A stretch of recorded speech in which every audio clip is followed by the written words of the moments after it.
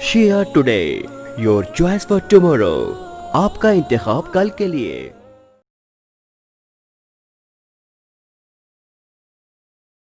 اما بعد فقد قال اللہ سبحانہ تبارک و تعالی فی القرآن الحکیم بسم اللہ الرحمن الرحیم واعتصموا بحبل اللہ جمیعا ولا تفرقوا۔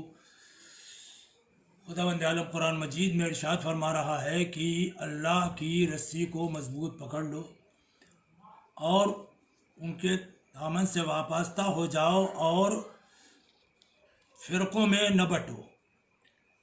اس سلسلے میں امام خمینی رحمۃ اللہ علیہ نے پرزور تقریر کی اور لوگوں کو بتایا، اور انہوں نے اپنی تقریروں میں اتحاد اور وحدت کی دعوت دی۔ چنانچہ انہوں نے پہلی کانفرنس دلی میں منعقد ہوئی جس کا نام ہفتہ وحدت رکھا گیا۔ اس کے سرپرست جو ہے آیت اللہ جنتی تھے۔ اس کانفرنس میں شریک ہوا اور اس وقت وہاں کے ایمبیسڈر ایرانی اخنزادہ بستی تھے۔ تو اس میں جو ہفتہ وحدت انہوں نے مقرر کیا تھا، آج بھی زمانہ گزر گیا، آج بھی ساری دنیا میں اس ہفتہ وحدت یعنی رمضان کے آخر میں جو ہے منایا جاتا ہے۔ اور امام خمینی کی ذات جو ہے وہ محتاج تعارف نہیں ہے، ساری دنیا جانتی ہے ان کا اخلاق کا، ان کا علم کا، ان کی سیرت، ان کا کردار کس طریقے سے تھا، اور انہوں نے اپنی پوری زندگی ائمہ معصومین اسلام کی سیرت کے مطابق گزاری۔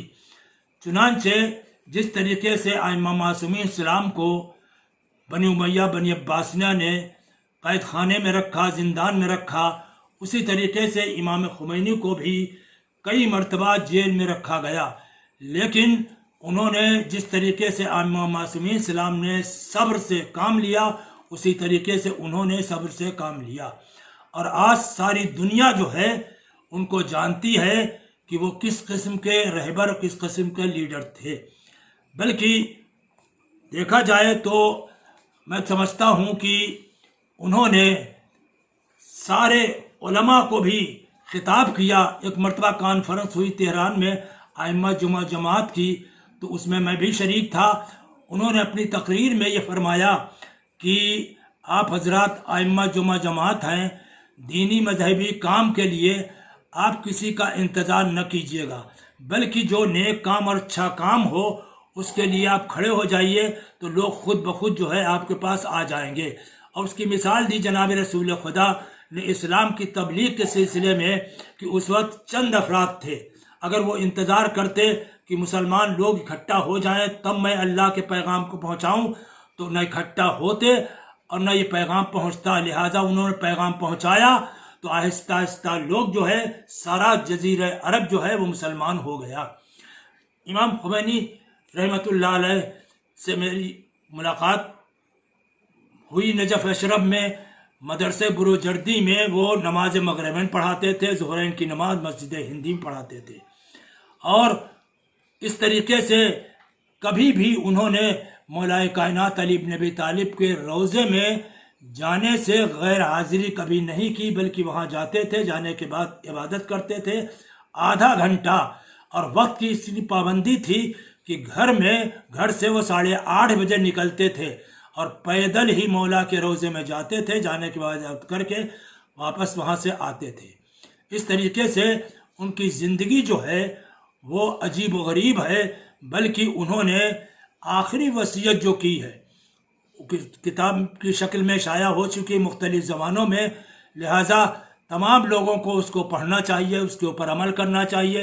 اور خاص طور سے ملت ایران نے ان کی باتوں کو سنا تو یہ انقلاب لے آئے۔